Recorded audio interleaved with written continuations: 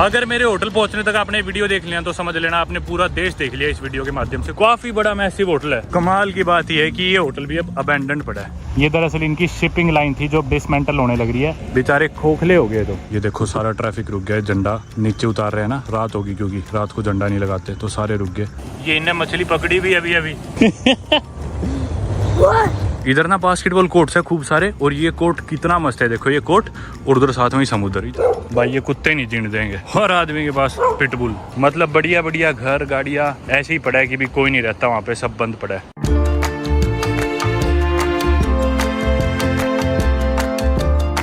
स्वागत है आप सभी का एक नई वीडियो में नारू से। नारू जो कि एक कंट्री है पैसिफिक ओशियन में, दुनिया की लीस्ट विजिटेड कंट्री से कह सकते हो, दुनिया की third smallest country in terms of area, दुनिया की third smallest country in terms of population, दुनिया की सबसे अनहेल्दीएस्ट, दुनिया की सबसे ओबीस कंट्री भी इसे कहा जाता है। एक समय पे बहुत ही अमीर कंट्री थी, second highest GDP per capita थी पूरी दुनिया में, सऊदी अरेबिया के बाद सबसे अमीर कंट्री थी। आज के दिन टोटल जीडीपी की बात करें तो दुनिया की सबसे गरीब कंट्रीज में से एक कंट्री है।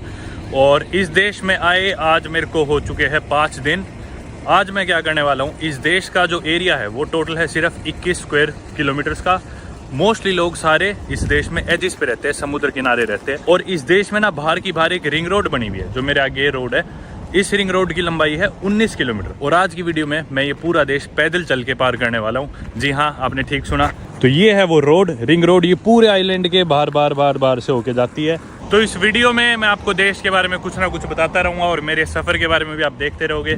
जी हाँ, मैं पूरा प्रिपेयर्ड हूँ करने के लिए। मेरे साथ नवांकु ट्रैवल कर रहा है, वो अंदर कमरे में है। और एक टॉमी नाम का लड़का मिला था चाइना का, जिसने सिमिलर चीज़ करी थी, पैदल चल के देश पार करा था।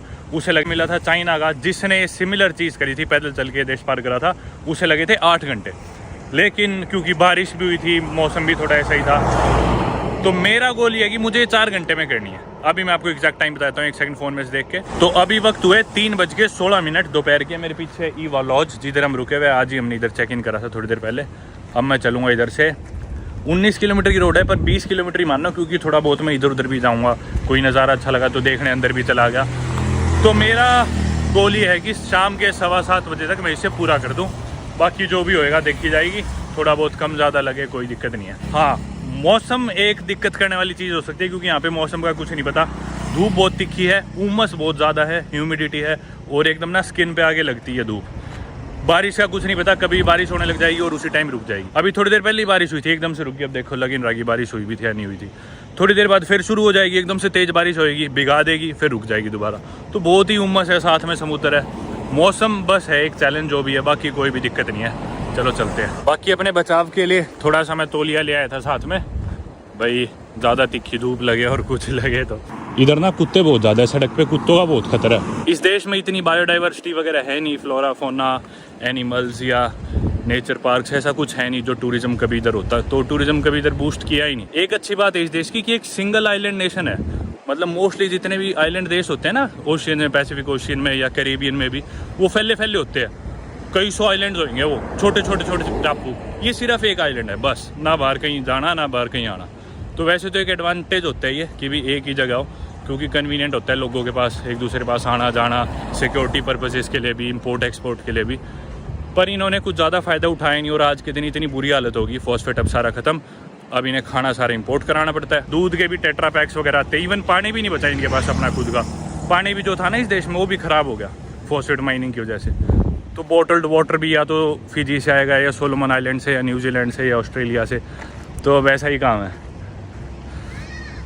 बच्चे खुश हो रहे हैं देख के मेरे को, क्योंकि ये लीस्ट विजिटेड कंट्री भी है भाई। इधर कोई नहीं आता घूमने। मैंने बताया हफ्ते में सिर्फ 2 ही फ्लाइट है, और पता ही नहीं लोगों को इसके बारे में। साल में मुश्किल से 200 टूरिस्ट आते हैं, फिर ऐसा होता है कि वो भी नहीं आए, कोई नहीं आया। तो ये बड़े हैरान है मेरे को देख के। और ये कौन कैसे फॉरेन से आगे घूमने लग रहा है पैदल। यहाँ कुत्ते तभी पीछे लग लेते हैं, और सब ने पिटबुल पाल रखे है भाई जगह जगह। एक तो ये बास्केटबॉल कोर्ट्स बहुत ज़्यादा इधर पूरे आइलैंड पे, और ऐसे घरों पे पता नहीं ट्रैम्पोलिन भी बहुत घरों में रखा दिखता है। हेलो, ये देखो, ये क्या है, technical mission of the Republic of China. ये ताइवान गए कि यहाँ पीछे सोच रहे हो चाइना। ताइवान वाले ना असली चाइना खुद को मानते हैं, वो चाइना को नहीं मानते कंट्री। अब ये जो इलाका देख रहे हो ना आप राइट में, अब आगे के कुछ किलोमीटर यूँ लगा लो, अगले 4 साढ़े 4 किलोमीटर ऐसे ही रहने वाले, थोड़े सुनसान से। ये जंगल सा दिखेगा। ये दरअसल क्या इसके अंदर होती थी, ये बीच वाला इलाका है, इधर बसासत लोगों की थोड़ी कम है, कम लोग बसे हुए इधर। वैसे तो लोग सारे ही मान लो बाहर कोस्ट पे बसे हुए, अंदर ना के बराबर है, कोई भी नहीं मिलेगा अंदर, पर ना इस साइड ज़्यादा ही है। देखो आप देख सकते हो, ये सारा फॉस्फेट वाला इलाका है। अंदर थोड़ी बहुत जो फॉस्फेट बची है बच रही है। बाकी अपनी इंडिया की तरह इधर भी गाड़ी रोड के लेफ्ट साइड में चलाते हैं। ये देखो, ये पता नहीं क्या इधर आधी चीज़ें तो ऐसी है अबैंडन पड़ी है, मतलब पहले बना दी, एसी वेसी भी लगा हुआ है इनमें, लेकिन अब कोई नहीं रहता, अबैंडन है, जंग लगा हुआ है। ऐसी कई महंगी महंगी गाड़ियाँ भी इधर दिखी थी। मैं स्क्रीन पे वीडियो चला दूंगा। कल जब हम घूम रहे थे थोड़ा बहुत, हम गाड़ी लेके अंदर गए थे इसके आइलैंड के अंदर वाले इलाकों में, जहाँ पे कोई लोग नहीं रहते थे, लेकिन चीज़ें सिर्फ अबैंडन पड़ी थी। और ऐसा नहीं कि भी ये सस्ते घर या प्रॉपर्टीज़ है, ऐसा लगता है कि तो बढ़िया जगह है और अबैंडन कैसे पड़ा है सब, मतलब बढ़िया बढ़िया घर गाड़ियाँ ऐसे ही पड़ा है कि भी कोई नहीं रहता वहाँ पे, सब बंद पड़ा है। ये भी देखना, ये अंदर स्कूटी खड़ी है, इसके भी पूरा जंग लग रखा है, अबैंडन है। कई बार तो ना ये देश एकदम ऐसे गोस्ट टाउन ही लगता है। ये दरअसल पता है क्या हुआ होगा, पहले इनके पास पैसा था तो लोगों ने बना ली बड़ी बड़ी प्रॉपर्टीज़ और सारी चीज़। अब देश में पैसा रहा नहीं तो मेंटेन कैसे करे, हर वक्त पानी भी नहीं होगा, फैसिलिटीज़ कम होगी, तो जिनका ठीक जुगाड़ होगा वो लोग तो मेरे ख्याल से देश छोड़ के ऑस्ट्रेलिया, न्यूजीलैंड, फिजी कहीं और शिफ्ट हो गए होंगे। और ये इनकी बिल्डिंग्स बेचारी घर ऐसे कैसे रखे होंगे, गाड़ियाँ यूँ की यूँ, मतलब कबाड़ में भी नहीं जाती। डंपिंग साइट थी उधर भाई, महंगी महंगी गाड़ियाँ खड़ी है, उनके जर लगा हुए बिल्कुल, मतलब वो उनका यार यूँ देख लो लोहा तक एक्सट्रैक्ट नहीं करते क्योंकि फैसिलिटीज़ ही नहीं होगी रिसाइकलिंग की अब।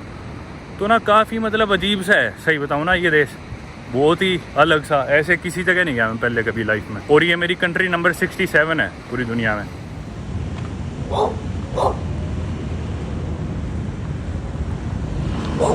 मेरे को चलते चलते 34 मिनट हो गया अभी, और मेरे ख्याल से मेरा पेस काफ़ी सही है। स्पीड से चलते रहे तो काफ़ी टाइमली पहुंच जाएंगे। ये देखो लोग कैसे बसे हुए हैं, इस तरफ लोग बसे हुए भाई, ये कुत्ते नहीं जीने देंगे। हर आदमी के पास पिटबुल, बस ये तो बंधे हुए, एक आधा कोई खुला मिल गया ना मेरी पिंडी वैसे ही छोटी छोटी है, एक आधा खुला मिल गया तो वो छोटी सी पिंडी भी पाड़े पाएगा फिर hello, oh we played basketball yesterday, how are you. ये दोनों भाई बहुत बढ़िया बास्केटबॉल खेलते हैं, कल मैं इनके साथ बास्केटबॉल खेल रहा था। Bye bye, see you at the court. ये देखो ये कितना मस्त बास्केटबॉल कोर्ट है, कल मैं इधर खेलने आया था शाम को।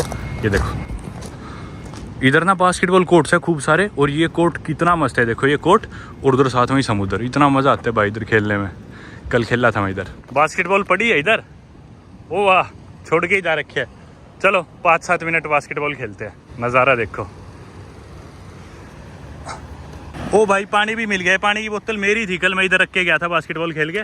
करने को तो मैं ये वॉक ना बहुत जल्दी भी ख़त्म कर दूं, पर अपने को ख़त्म नहीं करना, इंजॉय करना है सफ़र, देश को देखना है, कोई धक्का थोड़ी है। आजा छोटू आजा। ये देखो आ गया लड़का, भागा भागा।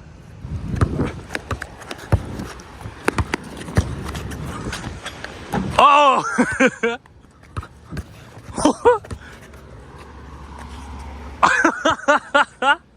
Nice shot.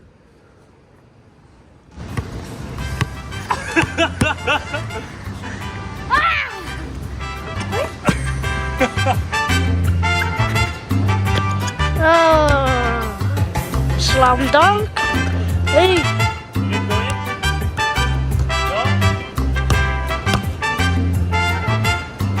Hey.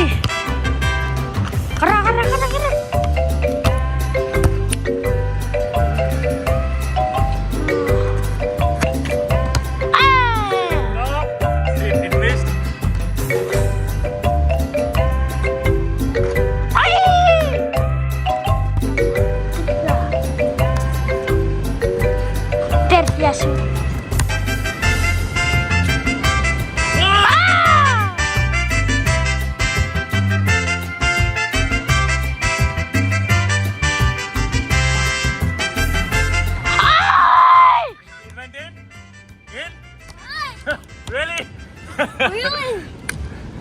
बच्चों ने मेरी हालत टाइट कर दी भाई,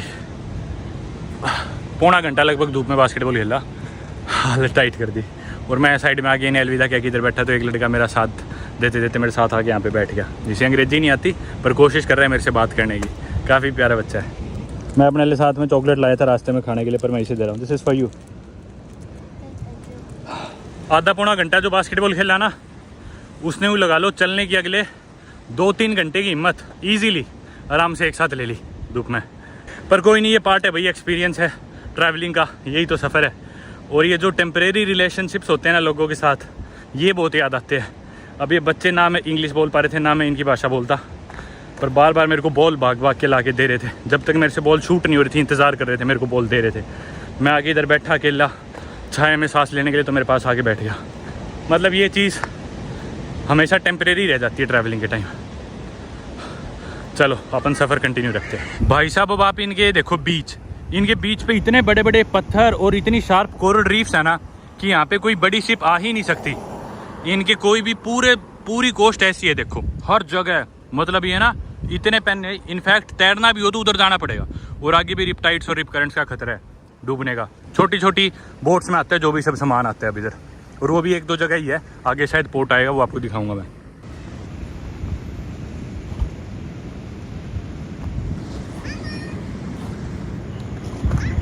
हेलो हेलो, ये आ गया भाई द बे रेस्टोरेंट, जिधर हम कल खाना खाने आए थे। ये इधर का सबसे बढ़िया कैफ़े लगा लो या रेस्टोरेंट लगा लो, बार लगा लो, पूरे नारू का सबसे पॉपुलर यही है। पूरे नारू में ना सिर्फ 2 होटल है, ईवा लॉज और मेनन, और दोनों के रेट एक रात के 200 ऑस्ट्रेलियन डॉलर यानी कि 11,000 रुपये एक रात के। पता नहीं यार क्या सिस्टम है, ये लोग चाहते ही नहीं कि टूरिस्ट आए। चाहे तो ये और होटल बना सकते हो, और ये 2 होटल भी बुकड आउट रहते हैं, मतलब घूमने नहीं आते हैं टूरिस्ट। जो लोग काम करते हैं बिजनेस, सरकार में भी कुछ इंडियन लोग इनके काम करते हैं, वही लोग रुकते हैं। इधर एक और बास्केटबॉल कोर्ट, ये देखो ये अबैंडन्ड पड़ा है लेकिन। और इधर ही एक ये फिश मार्केट है, जो कि फिश मार्केट भी अबैंडन्ड है, नाउरूज फिश मार्केट। मतलब चाहे तो ये थोड़ा सा बढ़ा सकते हैं टूरिज्म, पर नहीं। ये 1-2 जो और होम स्टे या लॉज थे ये भी बंद हो गया, रुकने का कुछ है ही नहीं जुगाड़। इसी वजह से हम लोग गाड़ी में रुके, गाड़ी रेंट पे ली, गाड़ी में ही सोए और गाड़ी में ही रुके 3 रात। आज तो होटल ले लिया हमने, आखिरी रात है हमारी, और पहली रात भी होटल में रुके थे। इधर है इनका ये पोर्ट सा, जो मेरे ख्याल से यही ऑपरेशनल होगा अब जो इनका पोर्ट है। ये देखो ये पोर्ट है इनका नारू का। मेरा बहुत ज़्यादा मन कर रहा है पानी में डुबकी लेने का, पर फिर वही है, कपड़े गिल्ले हो जाएंगे, भारी हो जाएंगे, शरीर तो ठंडा हो जाएगा। वो देखो कोई अपनी वो ट्यूब वाली बोट सी लेके गया हुआ भी है बच्चा इसमें। इन्होंने अपना प्राइवेट पूल सा बना दिया इसे, देखो बेसिकली। थकावट तो नहीं है शरीर में अभी मेरे, लेकिन मैं कहूँगा गर्म हो रखा है शरीर बहुत ज़्यादा, ठंडा नहीं होने लग रहा जब से बास्केटबॉल खेल रहा हूँ। और मैं बैठ के आराम भी कर सकता हूँ, कूल डाउन कर सकता हूँ, पर बिल्कुल शरीर ठंडा हो गया फिर चला भी नहीं जाएगा।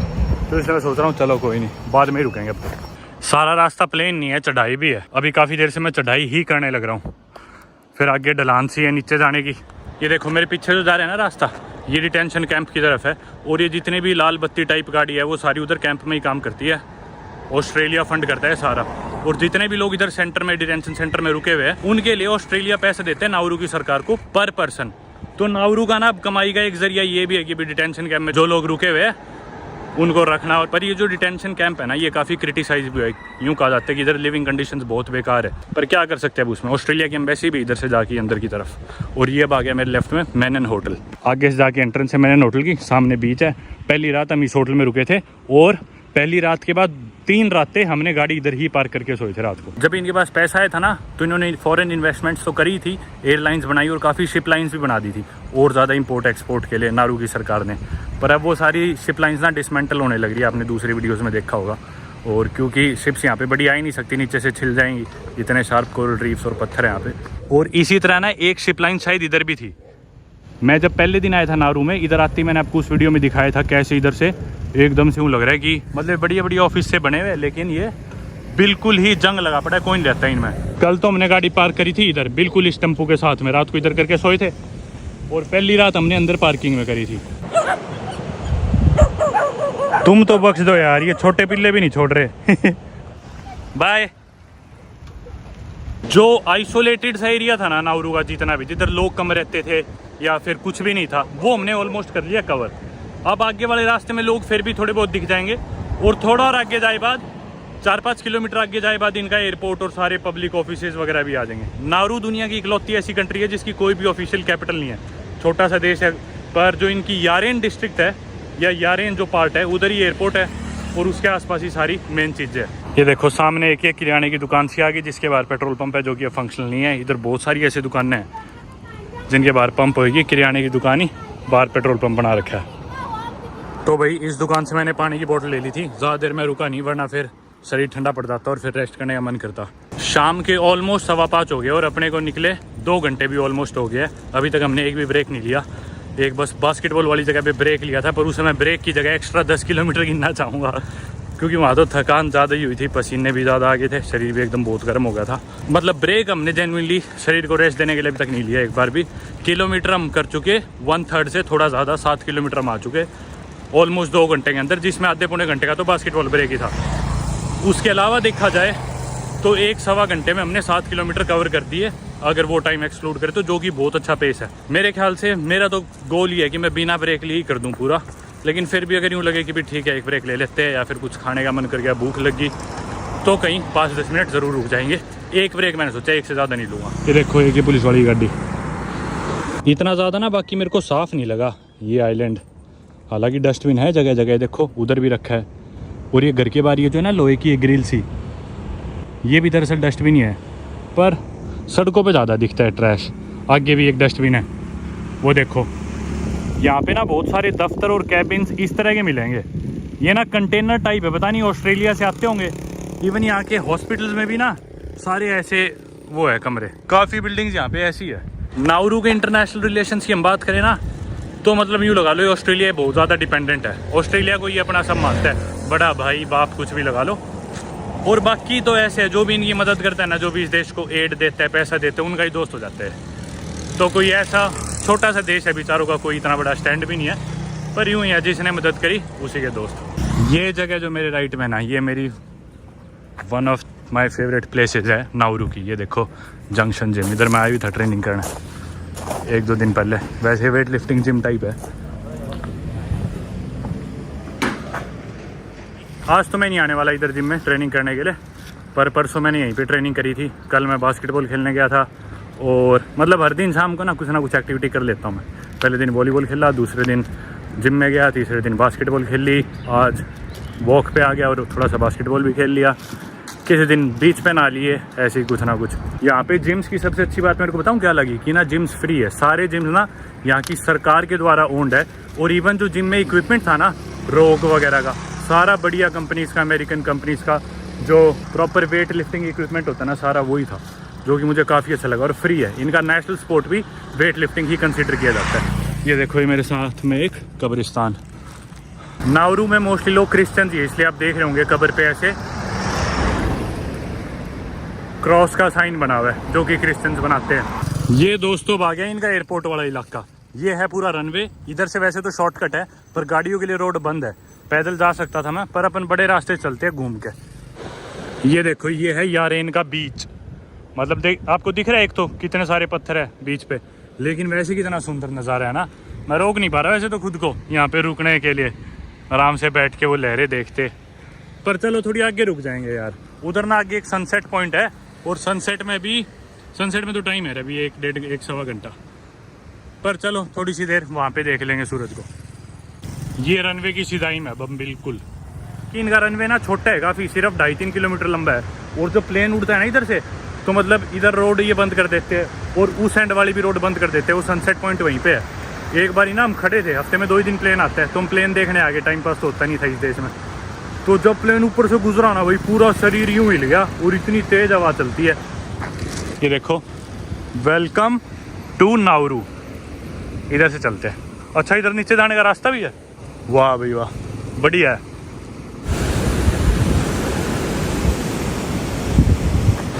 ये क्या कर रहे हैं भाई छोटे से बच्चे, फिशिंग कर रहे हैं क्या? चलो चल के देखते हैं, बस मैं तीसड़ ना जाऊं। Hello, are you fishing? Fishing?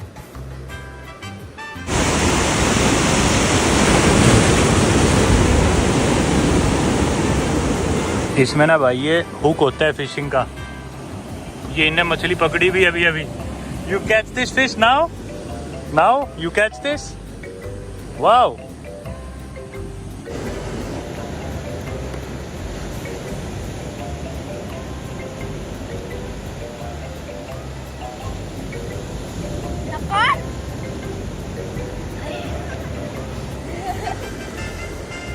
हमें चले हुए 2.5-3 घंटे हो गए और लगभग 2/3 रास्ता आ चुके हैं अपन। एयरपोर्ट के रनवे के बिल्कुल पैरेलल ही चल रहा हूँ मैं।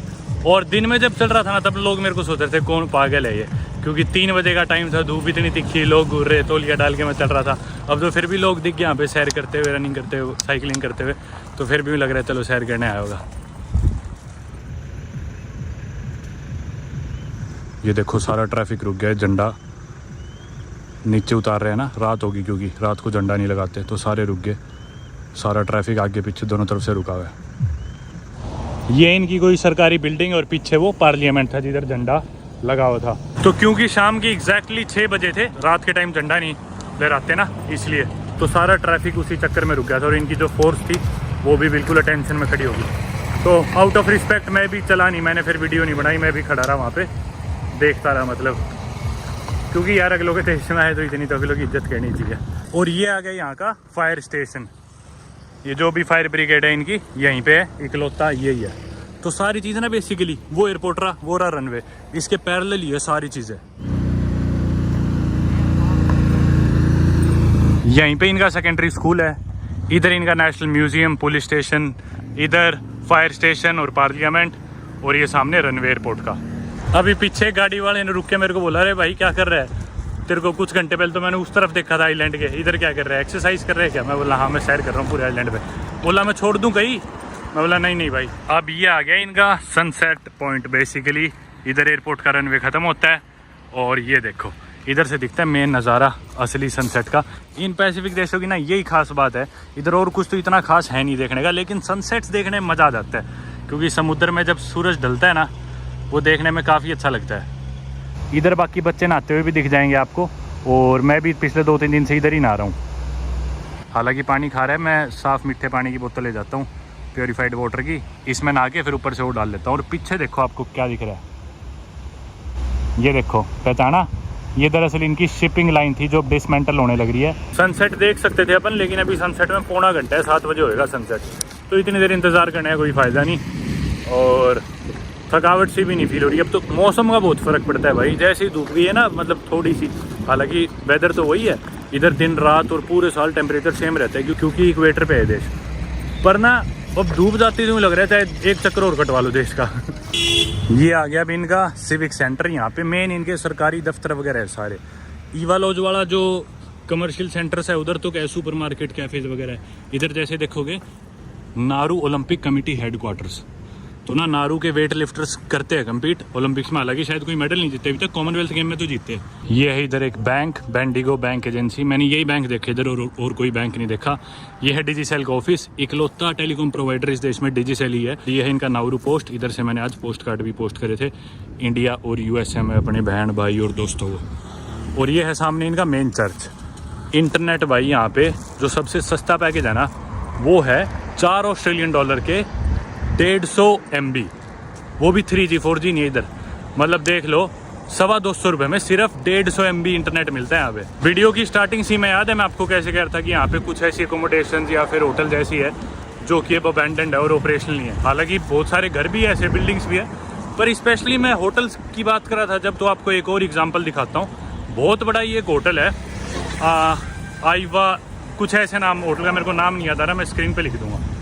ये होटल देखने से भी लग रहा है कि भाई मेरे इधर है, दिखाता हूँ आपको। ओड एंड आईवो होटल नाम है इस होटल का, काफ़ी बड़ा मैसिव होटल है। कमाल की बात यह है कि ये होटल भी अब अबैंडन्ड पड़ा है, देखो पास से दिखाता हूँ। AC वगैरह फिटिंग सब हो रखी है, लेकिन कोई नहीं रहता यहाँ पे, कोई लोकल आगे पंखा चला के लेटा हुआ तो बात अलग है। और इस तरफ देखो, ये एक और फॉस्फेट माइनिंग का प्लांट जो कि अब पूरी तरह से अबैंडन पड़ा है। इसके पास भी गए थे हम कल गाड़ी में, मैं आपको कुछ और वीडियोस चला के स्क्रीन पे दिखा दूंगा कैसे, मतलब इतनी बड़ी की बड़ी इंडस्ट्री फैक्ट्री यूं की अबैंडन जंग खाने लग रही है और बिल्कुल पड़ी है, अब यूज़ में नहीं है। होटल के थोड़ा सा इधर चलेंगे तो हमें वो शिपिंग लाइन भी नज़दीक से दिख जाएगी। ये देखो भाई क्या हाल हुआ इसका, बेचारे खोखले हो गए। तो ये मेरे ख्याल से इनका मेन रग्बी का ग्राउंड है, मेरे राइट में, और मेरे लेफ्ट में कुछ और खेलने की फैसिलिटीज़, 2 तो लॉन टेनिस के कोर्ट है जैसा कि मैं देख पा रहा हूँ, और एक बास्केटबॉल का कोर्ट इधर भी है।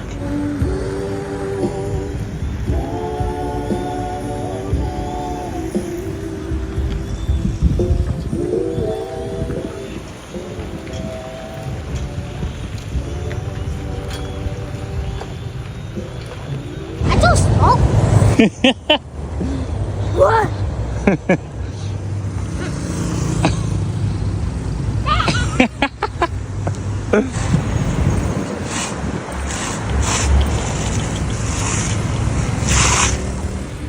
ये है यहाँ का कार वॉश। अभी अगली गाड़ी वेट कर रही है, अगली पुलिस की है। अब पुलिस की गाड़ी धुलने का नंबर आ गया। जिस दिन से आया हूँ उस दिन से रोज़ देख रहा हूँ इस मार्केट में बीच में तालाब ही बना रहता है। रोज़ यहाँ वेदर तो सेम रहता ही है, रोज़ बारिश भी होती है 1 घंटा, तो ये कभी हटता ही नहीं मेरे ख्याल से। ये है यहाँ का इकलौता अस्पताल। जैसा कि मैंने पहले ही बताया था, ये भी ऑस्ट्रेलिया से एडिड है काफ़ी सारी और चीज़ों की तरह। और सामने ये कि अबैंडन्ड घर, ये देखो इस पे लिखा भी है रिपब्लिक ऑफ नारू हॉस्पिटल, और नीचे ऑस्ट्रेलियन गवर्नमेंट का साइन भी बना हुआ है। Development supported by the government of Australia नीचे लिखा है इसके। जब से मैं इस देश में आऊँ मेरे को कोई भी पब्लिक बस या कुछ नहीं दिखी, लेकिन ये देखो भाई सामने, इसका मतलब है एक टाइम पे इस देश में पब्लिक बसेज भी चलती होगी। हालांकि छोटा सा देश है, पर अब ये सारी बसेज अबैंडन्ड है। ये देखो साफ पता चल रहा है कि अब इन बसों का इस्तेमाल नहीं होता और काफ़ी टाइम से ऐसी यहीं पे खड़ी है। बाकी ये मेरे लेफ्ट हैंड साइड में है नाउरू कॉलेज। और अब हम दोबारा आगे बीच के पैरेलल, अब हमें सीधा सीधा चलना है। हमारा होटल ज़्यादा दूर नहीं है जिधर जाना है, और उधर सनसेट होने लग रहा है। मैं कोई रास्ता देख रहा हूँ कि बीच पे जाने का रास्ता मिल जाए तो 5 मिनट सनसेट तो देख ले। यहाँ पे ना सारे रास्ते बंद थे और मेरे को बीच पे जाने का रास्ता नहीं दिख रहा था, तो मैंने ना, एक चाइनीज़ आदमी था वो और उसकी वाइफ खड़े थे, मून रिवर करके एक रेस्टोरेंट है उसके बाहर। तो मैंने उससे पूछा कि is there a way to go to the beach to see the sunset, to see the ocean. कई देर तक मैं बोल लेगा, वो सुनेगा। जब तक मैं बोल रहा हूँ उसका मुँह बिल्कुल ऐसे, मैं पूरी बात बोल लेगा। 2-3 बार मैंने रिपीट भी कर दी कि भाई ये जवाब देगा, और मैंने 30-40 सेकंड बोला, रिपीट करी सारी बात। वो पता है एकदम से क्या रिएक्शन था उसका? भाई मैंने इतनी मुश्किल से हंसी कंट्रोल करी, मेरी इतनी ज़्यादा मुश्किल से, तो बीच में जाने का तो कोई राह मिलने ही लग रहा मेरे को। ये यहाँ पे इनका जहाँ से पोस्ट ऑफिस की पोस्ट जाती है शायद अलग से, कि डॉक सा बना रखा है, पता नहीं इधर भी, पर लग नहीं रहा है। देखो ये जाली सी लगा रखी है चारों तरफ समुद्र के, इधर से ब्लॉक्ड है, समुद्र दिख नहीं रहा है, लेकिन प्राइवेट घर वगैरह उधर मैं जाना ही नहीं चाह रहा। तो इधर पीछे ना मेरे 2 पुलिस वाली थी अंदर की तरफ, वो मेरी तरफ देख के ना हंसने लग रही थी, कुछ बातें कर रही थी। तो मैं आगे निकल गया, फिर मैं वापस गया। मैं सोचा इनसे ही पूछ लूँ कोई रास्ता है क्या जाने का। तो बोली कि सीधे जाओ, एक जगह है जिधर फेंस नहीं होगी, अगर तुम्हें मिल जाए तो वो जगह। तो बोली उधर से लेफ्ट मुड़ जाना। मैं बोला चलो ठीक है, थैंक यू। मैं वापस बढ़ा, फिर बोली रुको। मैं बोला क्या हुआ? बोली कि लोकल कुत्तों का ध्यान रखना, यहाँ पे कुत्ते बहुत ज़्यादा है। ये देखो इधर भी बैठे, मतलब मोस्टली पिटबुल है सारे, क्योंकि शायद से ऑस्ट्रेलिया में पिटबुल बैंड है जहाँ तक मेरे को याद है। तो वो सारे इधर भेज देते होंगे। नाउरू में भरे पड़े भाई पिटबुल, यूँ ही बैठे रहते हैं सड़क पे। इनफैक्ट हर बच्चे का हेयर कट भी ना वही ऑस्ट्रेलिया में, जो यार मैं नाम भूल जाता हूँ उस हेयर कट का हर बारी। मेरे को पूरे वर्ल्ड में कोई भी ट्रैवलर दिखता है ना उस हेयर कट के साथ, मैं सीधा बोलता हूँ ऑस्ट्रेलिया से है ना। वो बोलते हैं हाँ तुझे कैसे पता? मैं बोलता हूँ हेयर कट। पूरे ऑस्ट्रेलिया में हर लड़के का वही हेयर कट है, और यहाँ के बच्चों पे भी आ चुका, बच्चे और मतलब लड़के वही हेयर कट रखते हैं। मैं स्क्रीन पे फोटो लगा दूंगा, मेरे नाम बार बार ध्यान से उतर जाते हैं उसका। एक और अबैंडन्ड पेट्रोल पंप, कोई रास्ता तो नहीं दिखा है मेरे को जाने का, शायद इधर से होगा, पर मेरे को लग रहा है सनसेट हो चुका ऑलरेडी। स्ट्रीट लाइट्स जल गई है, सूरज डूब चुका है, बस अंधेरा भी कुछ ही देर में होने वाला है, जल्दी से पहुंचते हैं। वक्त हुआ है शाम के 7 बजे एग्जैक्टली, और मंजिल अब बस 2 किलोमीटर दूर भी नहीं रह रही। और मुझे नहीं लगता भाई ये कंप्लीट करने के बाद कि भी कोई भी ऐसा कोना बचेगा इस देश का जो मैंने ना देखा हो। कोना तो बिल्कुल ही नहीं बचेगा। बीच के भी जो पार्ट्स है गाड़ी से हमने सारे देख लिया, आपने बाकी वीडियोस में देख लिए होंगे। इसके अलावा और कोई भी हाईलाइट या कोई भी चीज़ ऐसी इस देश की नहीं है जो हमने ना देखी हो। हर चीज़ ही हमने कवर कर ली बेसिकली। अगर मेरे होटल पहुंचने तक आपने वीडियो देख लिया तो समझ लेना आपने पूरा देश देख लिया इस वीडियो के माध्यम से, कुछ नहीं बचा बेसिकली उस देश में। अब किसी के घर के अंदर क्या हो रहा है वो तो अपन क्या ही दिखा सकते हैं, पर मेन बाहर का तो सभी देख लिया। आखिरी 1 किलोमीटर बचा था और बारिश शुरू होगी यार, 10 मिनट और रुक जाती। वैसे तो मैं प्रिपेयर्ड था बारिश के लिए, पर ये नहीं सोचा था कि आखिरी 1 किलोमीटर में होगी। मैंने सोचा दिन में होके रह लेगी, बढ़िया धूप भी नहीं लगेगी। अब मैं सूखा ऑलमोस्ट पहुंच गया था, अब एकदम बारिश होने लगी, तो इसलिए अब मैंने डिसाइड करा आखिरी 1 किलोमीटर में भाग के करूँगा। कपड़े तो मेरे ऑलरेडी वैसे ही पसीने में गिले थे, टेंशन मेरे को बस जूतों की है, क्योंकि कल फ्लाइट है, फिर अगले दिन फिर फ्लाइट है, सूखेंगे ही नहीं फ्लाइटों में तो कभी जूते भीग गए तो। भाई बारिश इतनी तेज़ होगी कि भागने का फ़ायदा नहीं था, और मैं 2-3 बार गिरते गिरते बच गया क्योंकि स्लिपरी हो गया बहुत ज़्यादा। तो मैंने सोचा नहीं रिस्क लेते, भीग तो गए, अब आखिरी ये कुछ मीटर है, भीग के ही पार करते हैं, कोई नहीं, बॉडी भी कूल डाउन हो जाएगी आराम से। ये देखो भाई, अपन फाइनली आ गए अपनी डेस्टिनेशन पे। मैंने सोचा था लेकिन सुपरमार्केट से नीचे अंडे लूँगा, लेकिन मार्केट तो बंद हो चुकी है ऑलरेडी 7:15 बजे ही। एक ये बेकरी थी, बेकरी बंद होगी, मैंने सोचा इससे डोनट खा लूँगा। अभी तो मैं डिज़र्व करता हूँ, पर भाई नहीं, ये सब तो बहुत जल्दी बंद हो गया, मतलब 7 बजे से ही पहले बंद। तो भाई मिशन अकम्प्लिश्ड। वक्त हुआ है शाम के एग्जैक्ट 7:23। हम चले थे 3:16 पे, तो पूरे 4 घंटे में हमने ये कवर कर दिया। 4 घंटे के ऊपर लगा लो, 7-8 मिनट ऊपर लगी है, पर हमने अच्छे से एंजॉय करा, सारी चीज़ देखी। 19 किलोमीटर की रिंग रोड थी, पर उसके अलावा एक्स्ट्रा भी मैं इधर उधर गया अंदर और बाहर चीज़ें देखने के लिए। तो मेरे ख्याल से 20-21 किलोमीटर तो गए अपन। तो मेरे को कोई भी इतना ज़्यादा मुश्किल चैलेंजिंग ये नहीं लगा। हालांकि हमने ब्रेक लिए बीच में, रेस्ट कहीं भी नहीं लिया, ब्रेक खुला है चलो। तो यही था मतलब, और हर कुछ मीटर किलोमीटर पे लोग या पानी अवेलेबल था, तो ऐसा कुछ नहीं कि बहुत मुश्किल हो। और सिर्फ एक परेशानी थी कुत्तों की, कुत्ते बहुत थे भाई। अगर आपको डर लगे, मेरे को डर नहीं लगता सही बताऊँ तो कुत्तों से, पर बहुत ही ज़्यादा कुत्ते थे यार। अगर आपको डर लगता है तो मेरे ख्याल से आपको मुश्किल होएगी। मतलब कोई चैलेंज होता ना तो मैं 3 घंटे में भी कर देता है, पर अपने को सारी चीज़ें देखनी थी, आराम से करना था, तो उस हिसाब से सही था, मज़ा आया मेरे को। अब एक बढ़िया सा शावर लूँगा, भूख भी लग रही है बहुत भयंकर, लेकिन नीचे तो सब बंद हो गया और आज हमारे पास गाड़ी भी नहीं है, तो देखते हैं अब खाने कैसे करेंगे। दूध भी नहीं पड़ा, दूध पीता हुआ मैं। खोलियो।